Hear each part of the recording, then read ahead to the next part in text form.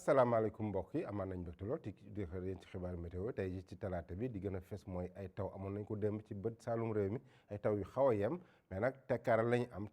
am ci fan yi ci digg réew mi ak soowu réew mi ak gox goxaan yu bari ci réew mi loolu nag ànd naag asamaan soo xam ne na leer surtout ëllëg jant bi na fenk bu baax ci côté Ndar Louga ba côté Matam da jàpp tuuti Ndakaaru ak Diourbel ñu xool nataal niir ci Afrique sowu jant nu muy tëddee boo leen xoolee asamaan si daanaka bëriwul ay niir asamaan su leer lañu am guusaay bi naam mi ngi fi mais nag asamaan si maanaam ngelaw li nga xam dafa commencé upp jaas mooy laal tuuti côté Ndar Ndakaaru ba côté Linguère xaw a wàññi as lëf niir bi nga xam ne amoon nañ ko ak guusaay bi nga xam amoon nañ ko ci gox-goxaan yu bëri tey ci guddi jëm ci ëllëg nag ñu xool nu muy demee daanaka tekkaar la ñuy am dañu am ay niir rek niir yu xaw a takku ci diggante Ziguinchor Sédhiou Kolda ba côté Kédougou mën a joxe ay taw yu xaw a yem ay wis par gox goxaan mais li ci wés sa asamaan su leer la ñu am pareen saa ñu am ay niir pareen saa tamit weer feeñ bu baax ci guddi gi donc tàngaay bi nag fi muy gën a fesee diggante Ndar ak Podor la mu am ñaar fukki degré juróom-ñett ak ñaar fukki degré juróom-ñeent fële ca Podor bu ñu demee ba ci bëccëg gi nag ñu xool asamaan si muy demee maanaam tekkaar la ñu am ba tey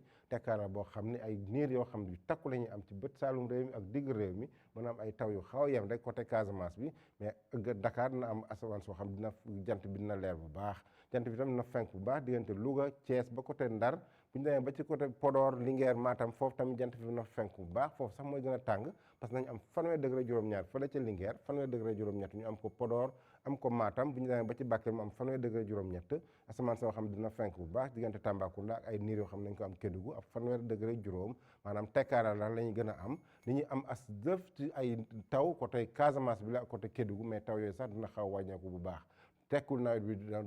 dafa jeex mais nag tekkaaral boo xam ne dañ ko seetlu ci fan yi donc bu ñu ko tënkee donc tàngaay bi dina fes lool ci diggante Louga Ndar ba côté Matam foofu nañ am fanweer degré juróom-ñaar ba fanweer degré juróom-ñett li ci des yëpp tekkaaral la ñu am asamaan soo xam ne dina am ay niir par yenn saa ci côté Casamance bi donc mbokk yi bu ñu ko tënkee loolu la ñu indi woon mais nag bu leen fàtte bu baax ngeen dem ci surtout Facebook ANACIM ak Twitter pour ay information yoo xam dina gën a ràññeele ak YouTube boobu donc loolu la ñu indi loon tey den dig daje ba suba ak jàmm wasalaam.